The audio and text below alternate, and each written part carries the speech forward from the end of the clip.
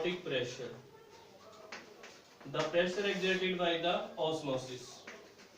The pressure exerted by the pressure exerted by the osmosis.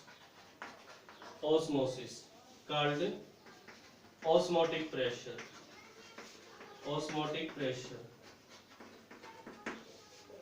उसको हम osmotic pressure कहेंगे. It is represented by pi.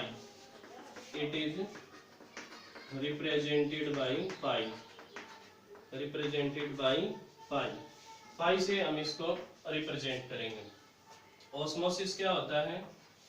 Osmosis in which liquid particles move from lower to higher concentration. जिसमें particle lower से higher concentration की तरफ move करते हैं through semi permeable membrane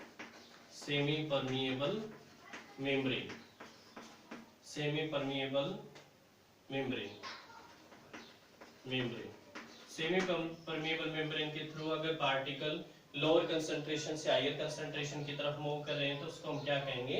osmosis कहेंगे. एक इसी तरह का कंसेप्ट और हम नोट करते हैं, डिफ्यूजन.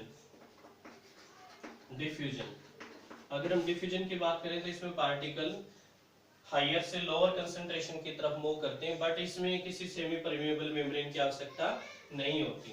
हम इसमें नोट करेंगे इन विच पार्टिकल्स हम नोट करेंगे, in which particles move from higher to lower concentration. No semi permeable membrane is required. इसमें किसी सेमी परमिएबल मेम्ब्रेन की भी आवश्यकता नहीं होती है.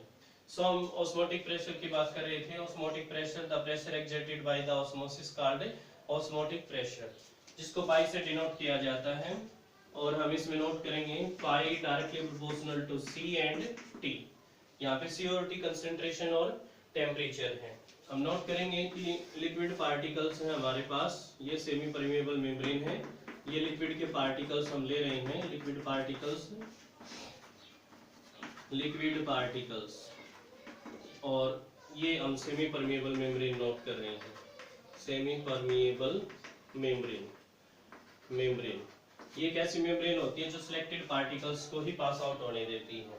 तो लिक्विड के पार्टिकल इसके थ्रू मूव करेंगे तो जैसे जैसे नंबर ऑफ पार्टिकल बढ़ते चले जाएंगे, प्रेशर बढ़ता चला जाएगा, और उस प्रेशर को हम क्या कहेंगे? Osmotic pressure. यहाँ पे सी क्या है? कंसंट्रेशन है, कंसंट्रेशन, और टी क्या है?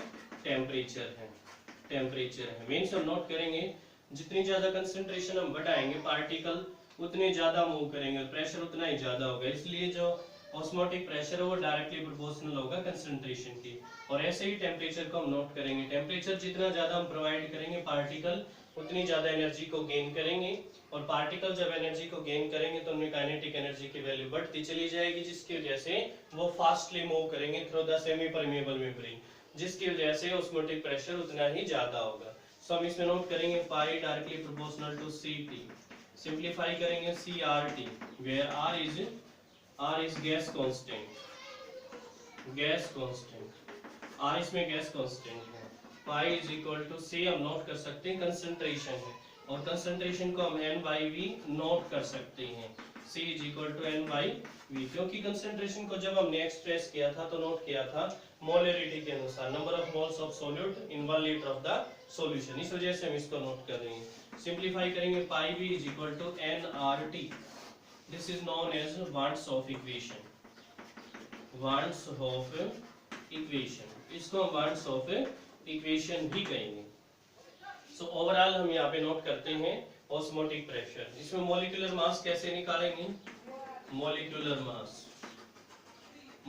मास ये कैलकुलेट करने के लिए हम क्या करेंगे? Pi V is equal to n क्या है? नंबर ऑफ मोल्स है यहाँ पे. So given mass upon molar mass और RT. तो m1 की वैल्यू हमें निकालनी है W1 upon pi we RT, ये हम नोट करेंगे। M1 की वैल्यू हम यहाँ पे इस तरीके से डिटरमाइन करेंगे, मीन्स मोलिकुलर मास को कैलकुलेट करेंगे हम यहाँ पे। ये कोलिगेटिव प्रॉपर्टी है क्योंकि अमाउंट ऑफ सॉलिड पे डिपेंड करती है।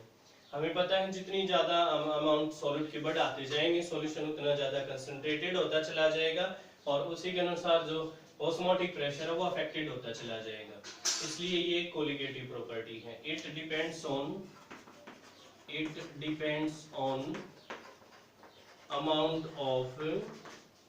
amount of solute, so it is a colligative property, इसलिए ये एक कोलिगेटिव प्रॉपर्टी है। इसमें हम नोट करते हैं osmotic pressure, the pressure exerted by the osmosis called osmotic pressure, जिसमें हम नोट करेंगे कि ऑस्मोटिक प्रेशर को पाई से रिप्रेजेंट किया जाता है। पाई डायरेक्टली प्रोपोर्शनल होता है सी और टी के। सी यहाँ पे कंसंट्रेशन और टी टेम्परेचर है। जितनी ज्यादा कंसंट्रेशन हम बढ़ाते हैं ऑस्मोटिक प्रेशर उतना ज्यादा बढ़ता जाएगा और टेम्परेचर जितना ज्यादा बढ़ाएंगे ऑस्मोटिक प्रेशर भी उतना ज्यादा बढ़ता चला जाएगा। सो हम इसको सिंप्लीफाई करेंगे तो यहाँ पे एक कांस्टेंट आएगा जिसको गैस कांस्टेंट कहा जाएगा और ओवरऑल हम इसको सिंप्लीफाई करेंगे तो यहाँ से एक इक्वेशन आएगी जिसको हम वांट्स ऑफ इक्वेशन कहेंगे। वांट्स ऑफ इक्वेशन से हम यहाँ पे मॉलिक्यूलर मास को भी डिटरमाइन कर सकते हैं और ये भी शो कर सकते हैं कि ये कोलिगेटिव प्रॉपर्टी है। ऑस्मोसिस और डिफ्यूजन में यहाँ पे हम डिफरेंस को भी नोट कर सकते हैं। ऑस्मोसिस में पार्टिकल का जो मूवमेंट होता है वो लोअर टू हायर कंसंट्रेशन होता है, बट डिफ्यूजन में जो मूवमेंट होता है वो हायर टू लोअर कंसंट्रेशन होता है। दूसरा डिफरेंस हम ये नोट करेंगे कि जो ऑस्मोसिस है वो सिर्फ लिक्विड पार्टिकल्स में नोट किया जा सकता है, लेकिन जो डिफ्यूजन है वो सॉलिड, लिक्विड और गैस तीनों में ही नोट किया जा सकता है। इसके अलावा हम ऑस्मोसिस में नोट कर सकते हैं सेमी परमेबल मेम्ब्रेन की आवश्यकता होती है, लेकिन डिफ्यूजन में सेमी परमेबल मेम्ब्रेन की आवश्यकता नहीं होती। हम डिफरेंस एक बार नोट कर रहे हैं इसमें ऑस्मोसिस एंड डिफ्यूजन। जो सेमी परमेबल मेम्ब्रेन है वो सिलेक्टिवली परमेबल मेम्ब्रेन होती है और ये आर्टिफिशियल भी हम नोट कर सकते हैं और नेचुरल भी नोट कर सकते हैं। इसमें हम नोट कर रहे हैं